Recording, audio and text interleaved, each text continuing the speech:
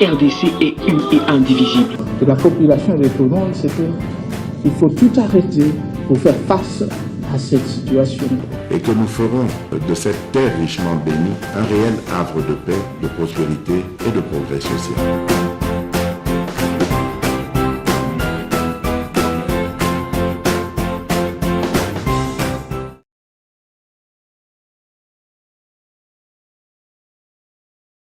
topesi bino mbote ndenge bozolanda biso ebele partout à travers la République. Bozali awa na Kinshasa, bozali libanda ya Kinshasa, bozali na Matadi Kibala, Matadi Mayo, bozolanda biso na champ de tir, boza na Cité Verte, boza na Ipel, boza na Sangamamba, boza na Boadi, boza na Yolo Nord. Merci, merci. Boza pe na Bandal c'est Paris, hein. Yolo c'est Dallas. Soki c'est Miami, bon, bozo bakombo ndenge bozo mibamba, muto mibamba ndenge alingi. Nous vous saluons partout, partout. Boza na Benidjibel, na Ndondo Buteji, na Kamijo Ngomba, na Bako Ansompi, na Bimbaji, na Bako Mulumba, hein? Bako Alubuya, boza na Nganda Njika, hein? Boza na Lubao, boza na Lwebo, boza na Sankuru. Puisque nous avons Bangoter, Bozana Luozi, Bozana Kwamunt, Bozana Kikwit. So na tulio muturio muto finga ka mboka na mineza mboka ni question. Ngalendende ainsi tomba l'assiette. Pesa biso nano, Babu so zomona ga ko ayebe ata origine na yete. Mboka na yo c'est tes origines. Moi, je suis Moukwansom Mouena du tout. Wa moi kabeyo ampibo. Vous voyez? Ma femme, dans le bagango lobby, azamutu à Congo central, montando mondele. Sko yo, et pas na bino zawapi. Tope na batobela zao. Monsieur Doza Banyamuleng, oh Banyamuleng Bazalakate, Banyamuleng Bazalakate, Banyamuleng Bazalakate. Mais continue les et le biboy. Ce qui au Botamiawa, au Koliawa, avant 1960, tout ça, au Koko Manayo congolais, Wana Mubeko, mais vous n'avez pas de terre. Mulenge bazalakate, Mulenge zangomba na biso, ce sont les montagnes qu'on appelle Mulenge. Si vous habitez là-bas, bozate na baitini na biso bazate. C'est pourquoi yokola kape et kolonayo et tilinayo. Et je suis fier, je bénis Dieu d'être congolais. C'est pas n'importe quel pays, bien que nous sommes à genoux aujourd'hui, comme disait le pasteur protestant Ekofo.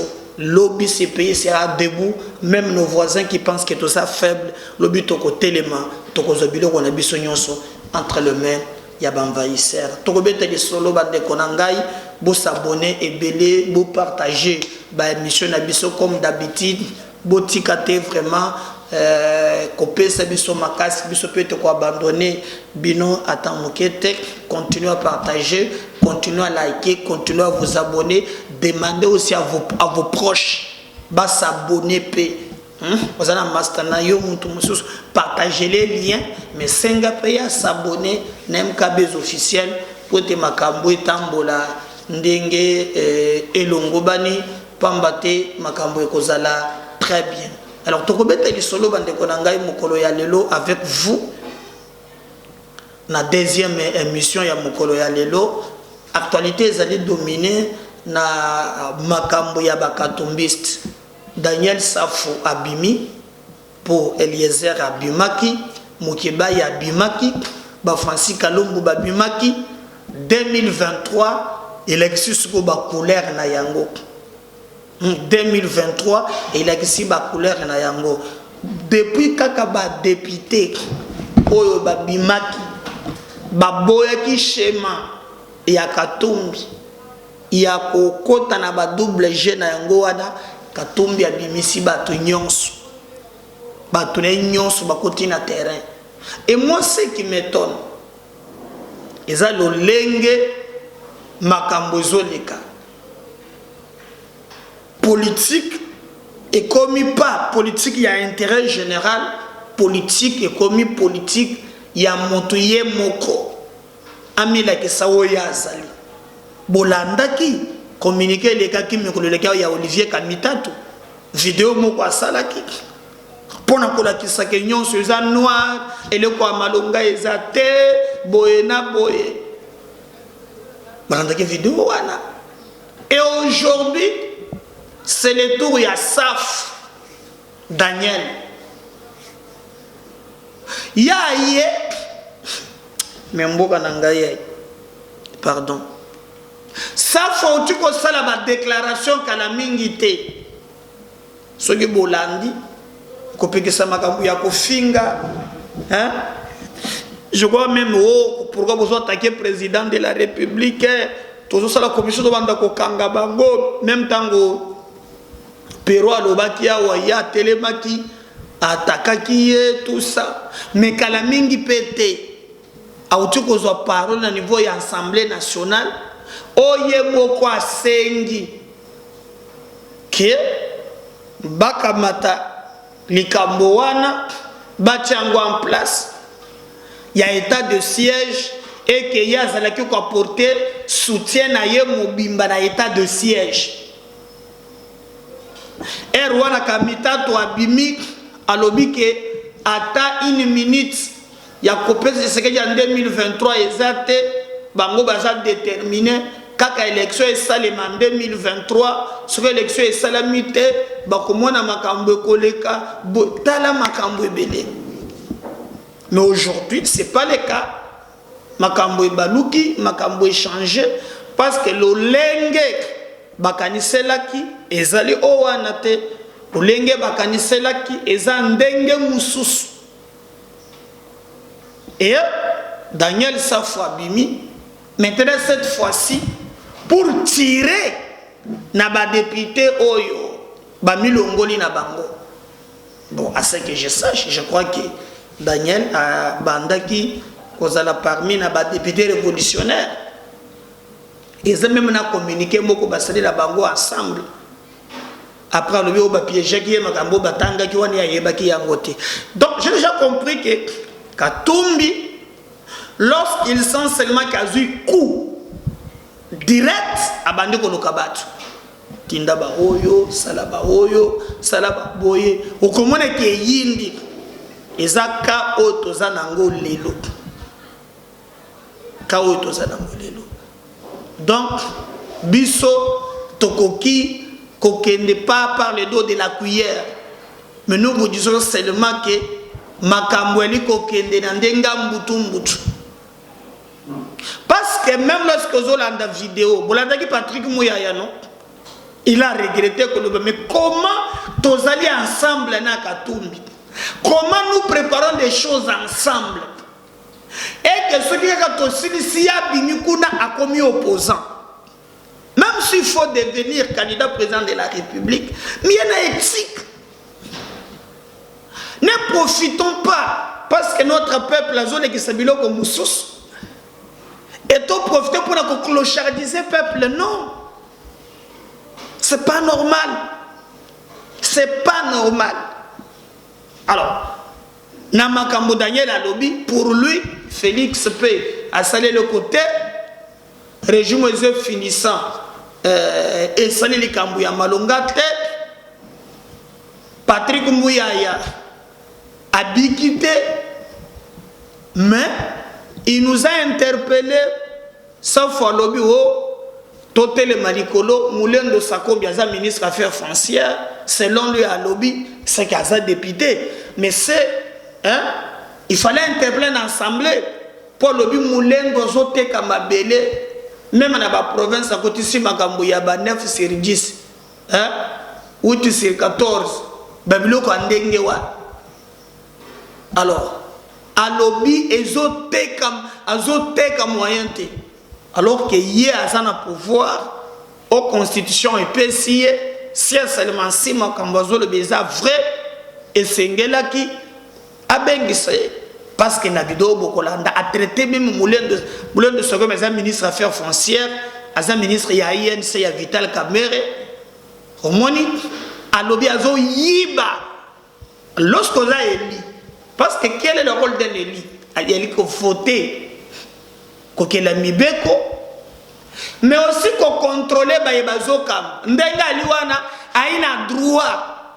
Ya biloko za ngona bengi si mulendo atonier et ba écriture avec débat likambo tel.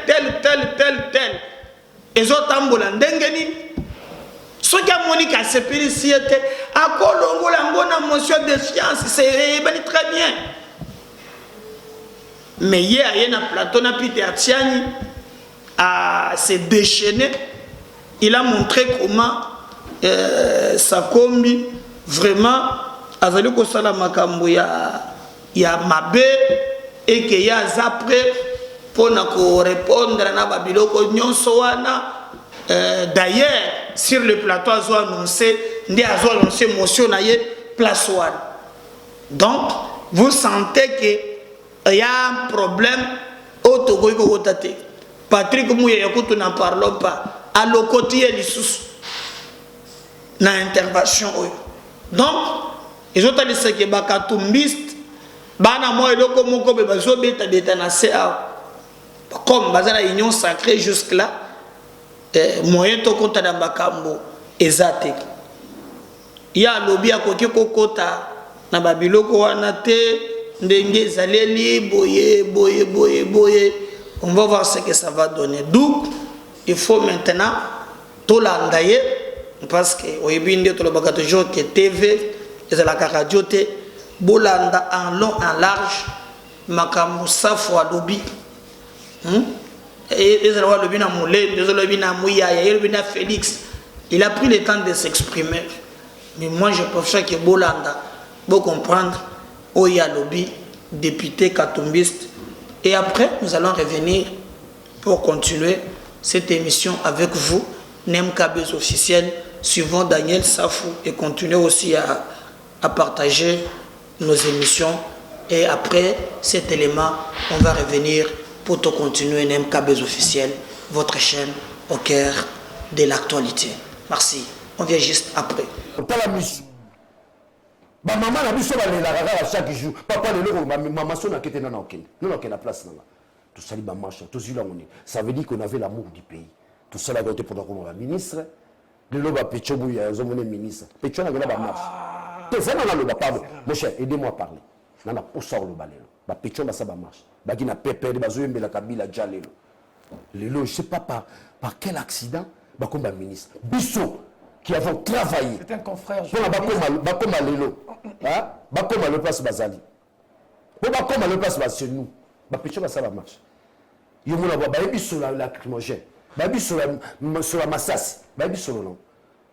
Ba biso la ngoza la enseignement continue le pont sur le pont ba bien. Papa yote. J'ai vu les gens mourir. Na Éthiopie, na Kasavu wana. Parce que nous sommes là-bas, nous sommes là na Belgique, au salaire non rien, diplôme pas le couteau, au yéa la peso poste, Kabunda le basala non, tu sommes fani comme tu as 20 millions wapi, tu as 30 millions. Mais bisa na lobe le remora. Benga ba toi poto sur la dictée. Ndendelenda ainsi tomba l'assiette. Comment? Au monde la mag. Les gens qui nous dirigent aujourd'hui, la majorité, ignorent, excusez-moi, je ne jurie pas, ignorent. À cause du diplôme, à Oxford, Zobi qui n'a pas vu c'est comment. Et si les gars disent comment ils ont aussi manzeta foufou. Ils vont, ils ont Fachi. Ah, Fachi va se conseiller dans ma mobile. T'as là, tu vas nommer un Kilomoto, un jeune de 30 ans qui ne connaît rien. Si on se le met dicté à la chèvre de M. Seguin, au côté, il va faute, il va faute. Sa première année, mais Bazo nommé Bango. Bazo nommé Bango. Les gens qui ont travaillé pour ces pays ne sont pas nommés. Tous on a besoin d'en monter. On a besoin d'en monter. Pouvoir les 10 mois. Je cherche à conquérir un pouvoir à moi. Donc, bah, sur la poste mandataire. Nazala Tina la monter. Ba nommé nga tout. Non, Kenangwa. Dit mandataire, ba nommé nga sur mandataire 10 mois. Pour la personne. Qu'est-ce que je vais donner? Que Félix ne me nomme pas.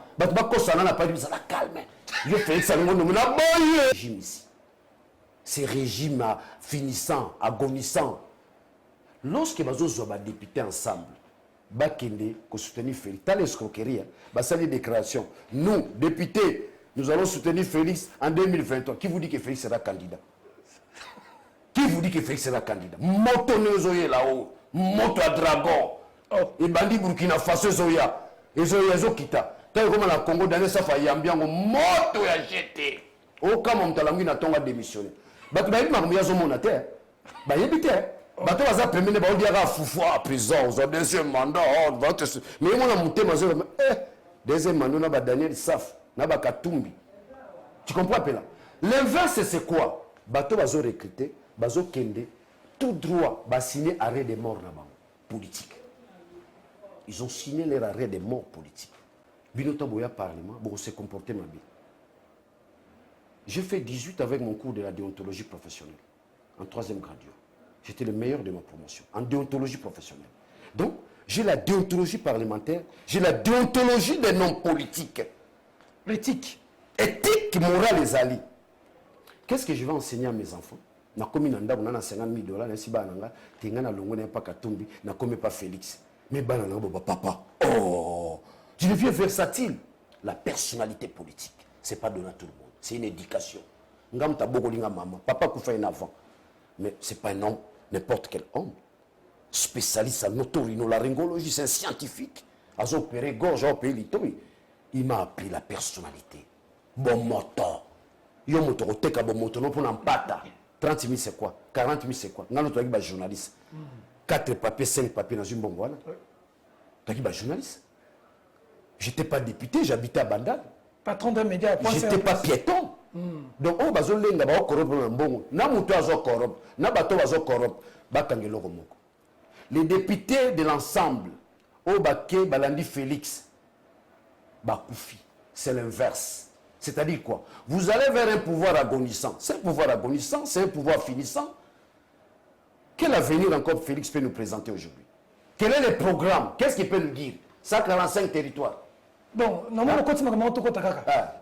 Baso dépouiller bino union sacrée baso dépouiller bino vous valez quoi toi ma sécuritaire na soka vous valez quoi aujourd'hui non quand on vous prend 40 députés vous sentez niveau ya politique ya fachi beton la réponse est simple nenga zo beta betre kabila beti vital siko bino poser dossier aza beton Peter Kangali kamu ba téléspectateur bo kango Daniel Sovaza birin na buka ka beton peuple ndeyo birin bêteux individus, peuple, ngai na bino peuple, biso za ba birin.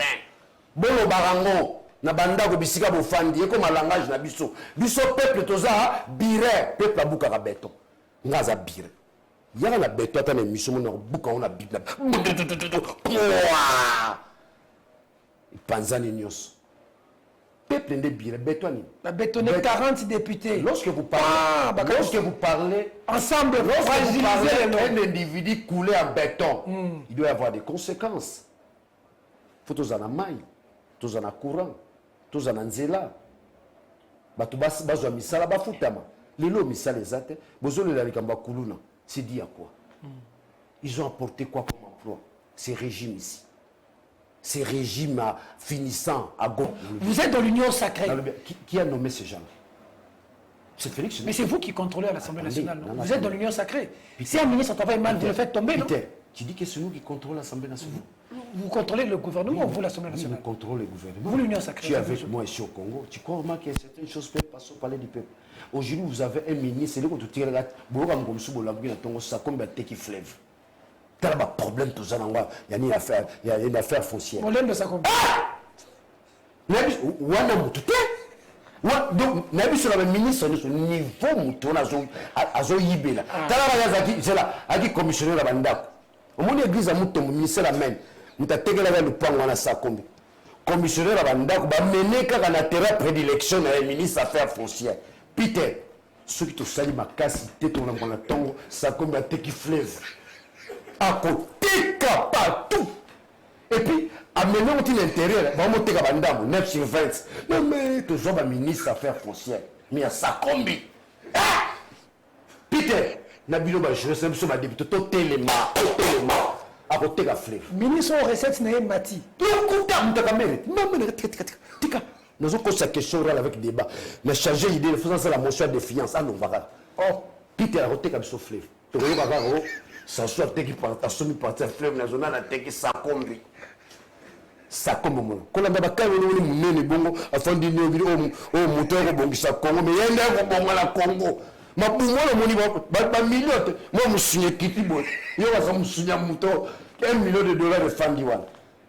Des gens qui n'ont quel niveau, aucune performance, ils se retrouvent au sommet de l'État, sans boussole, sans intelligence, commissionnaire à Bandaku, a commis ministre. A quoi y a la cop voilà, terrain prédilection à limité au monde limité en industriel. Et c'est Bandaku aux ala, bango ba savon ba teki limité wa. Ba usine les ala kana ba démanteler ngo et comment l'église. Maman Hollande, car bon ba teki ba nini wa. Tout le monde devrait nous expliquer où on a bien. J'ai coco la femme de. On a molandi Daniel Safo Bochimuni. Mais maintenant, pour mon équipe, ils ont télécommandé. Bolanda qui vidéo mon a tchela qui bino il y a une semaine. Makambo Olivier Kamita to lobaki. Hein? Bolanda pe makambo Kamita to lobi maintenant bo analyser na oyo. Ça fois lobby pour comprendre pour le Mizawad. Et après cette vidéo, tu as vu ce qu'on a vu, comment batu batondi na cimetière. Batu bazola na cimetière. Ensuite d'abord Kamitato, bobala na safu. Après tu as juste après pour continuer avec notre émission. Ensuite on revient juste après.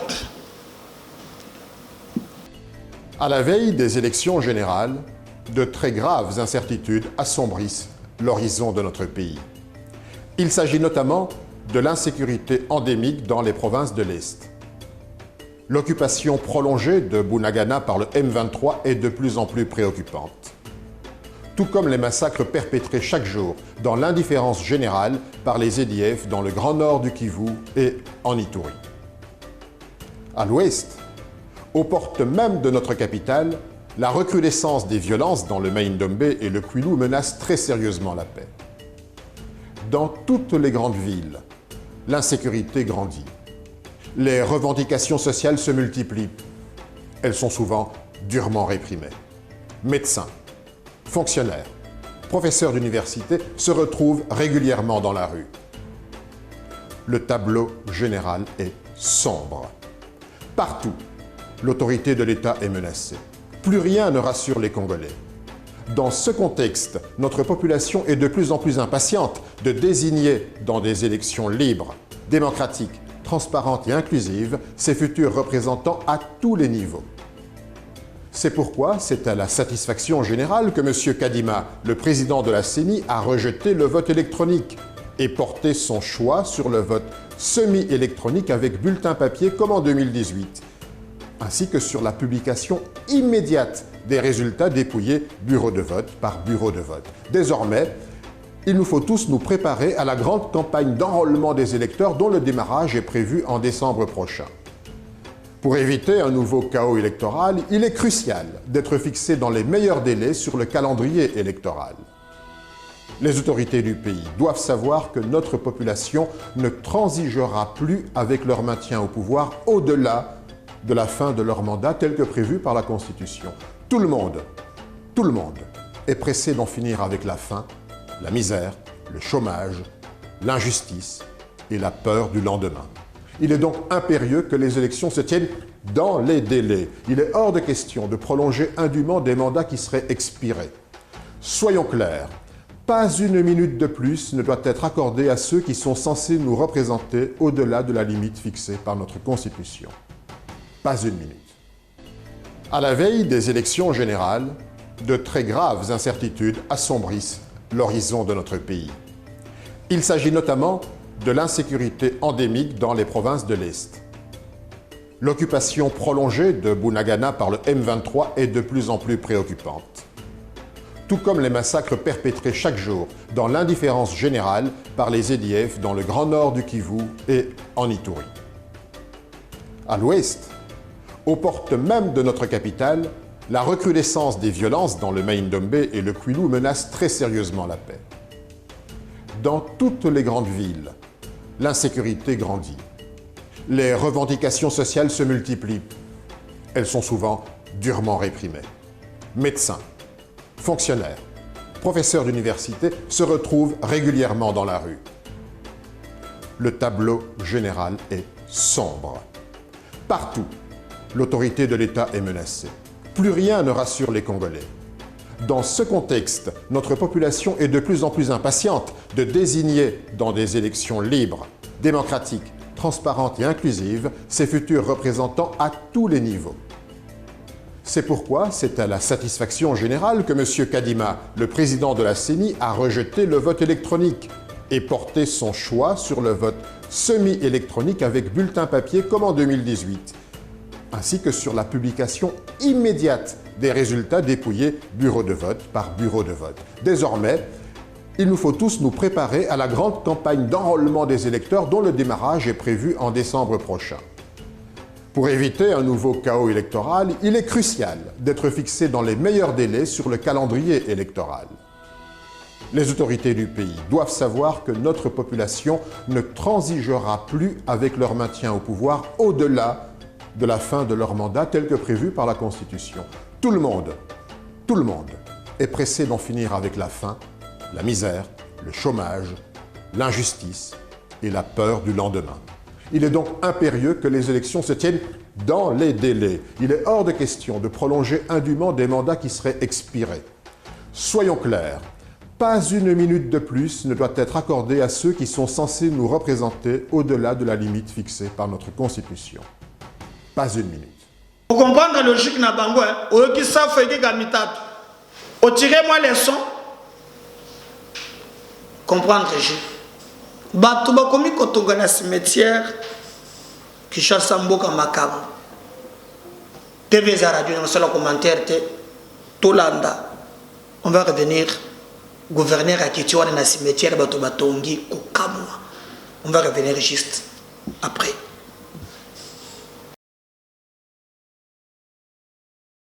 De la police, commissariat Pompage, sont rangés pour nous accueillir.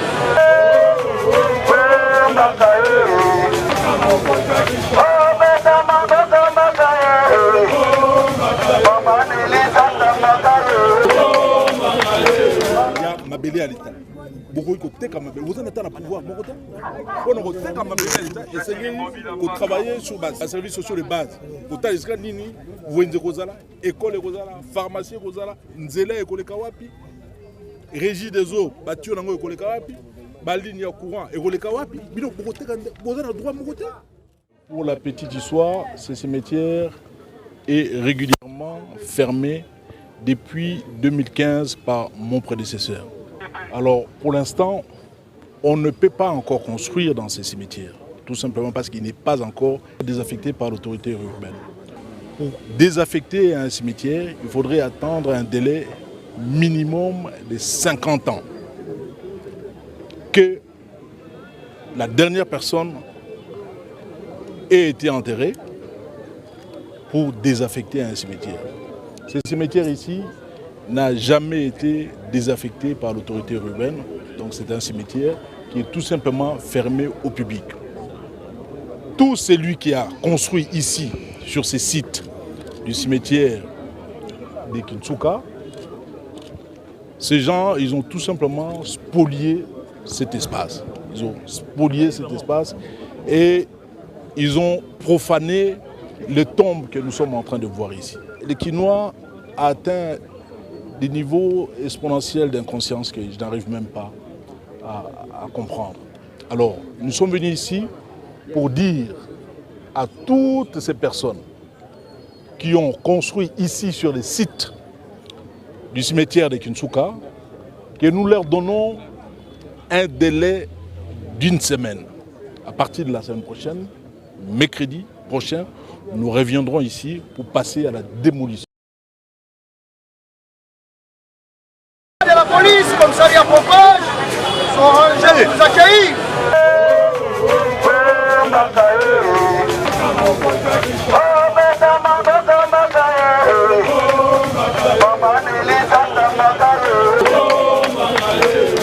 Mabélé à l'État.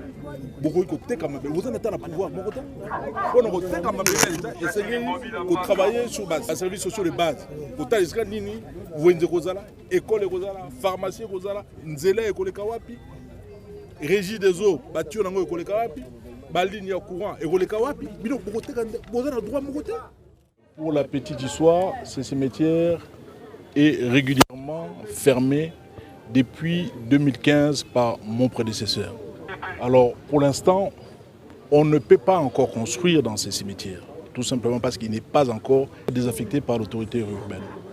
Pour désaffecter un cimetière, il faudrait attendre un délai minimum de 50 ans que la dernière personne ait été enterrée pour désaffecter un cimetière.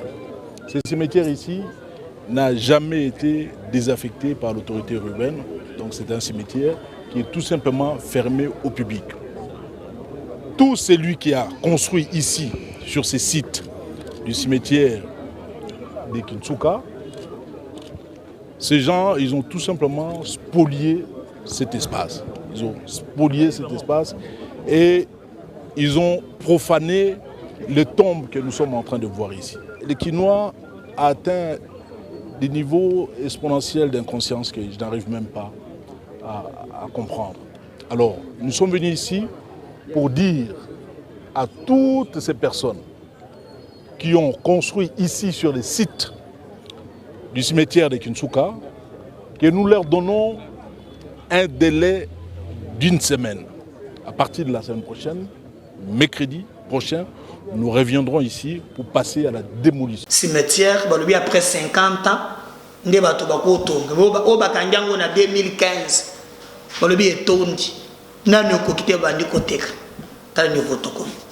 Merci. Si le Seigneur ne revenait pas dans Zoya, bon week-end. Bye.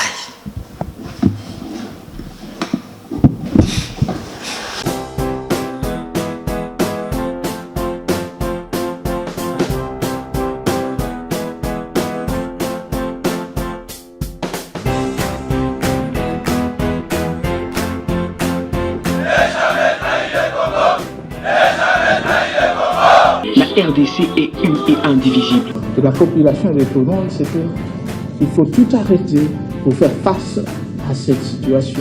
Et que nous ferons de cette terre richement bénie un réel havre de paix, de prospérité et de progrès social.